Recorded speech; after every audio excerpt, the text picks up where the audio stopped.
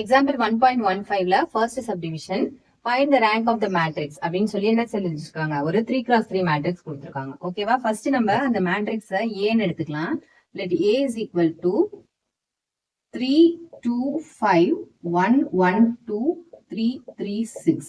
ஓகேவா, இது ஒரு 3x3 மேட்ரிக்ஸ் இல்லையா, ரோ காலம் ரெண்டுமே equal to 3.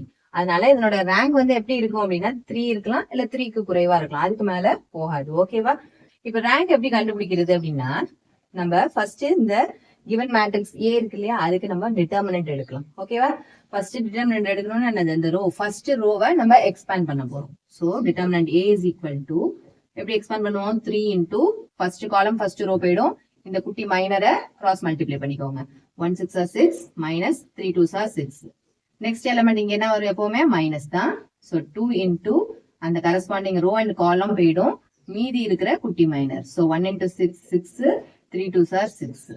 Next last element பாருங்க, பிளஸ் 5 இன்டூ இந்த காலம் இந்த ரோ போயிடும், இந்த குட்டி minor. So 3 minus 3 which is equal to, இங்க பாருங்க 6 minus 6 6 minus 6 உள்ள இருக்கிற எல்லா எலிமெண்ட்டுமே 0. அப்பனா எதோட மல்டிப்ளை பண்ணாலும் நம்மளுக்கு 0 தான் கிடைக்க போகுது.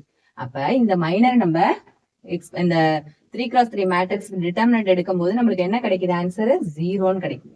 அப்ப எந்த டிட்டர்மினன்ட் எடுக்கும் போது நம்மளுக்கு அந்த 0ன்னு கிடைக்குதோ அந்த ஆர்டர் ஆஃப் த மேட்ரிக்ஸ் வந்து என்னது கிடையாது, ரேங்க் ஆஃப் த மேட்ரிக்ஸ் வந்து நாட் ஈக்குவல் டு 3.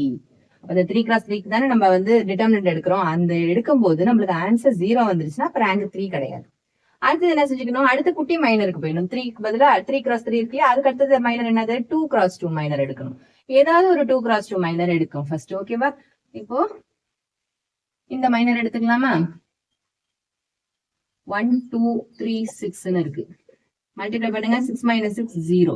இதே மாதிரி ஒரு மைனரா பாத்துட்டே இருக்கும் போது ஏதாவது ஒரு மைனராவது 0 இல்லாம இருக்கா அப்படின்னு பாக்கணும். ஓகேவா, இப்ப 3 1s are 3 minus 2 1s are 2 which is equal to 1. அப்ப இது நாட் ஈக்குவல் டு 0. இப்ப 3x3ல ஒரே ஒரு இதுதான் எடுக்க முடியும், அது எடுக்கும் போது 0 வந்துருச்சு, அதனால நம்மளுக்கு ரேங்க் 3 கிடையாது கன்ஃபார்ம். அதுக்கு அடுத்த மைனர் நம்ம என்ன செஞ்சுக்கோம், 3x3க்கு அப்புறம் 2x2 போயிடும் இல்லையா. 2x2 போகும்போது எந்த பாசிபிலிட்டி வேணாலும் எடுத்துங்க, இந்த 2 இந்த 2 இந்த 2ன்னு எந்த 2 வேணாலும் எடுத்துங்க பேர் பண்ணி.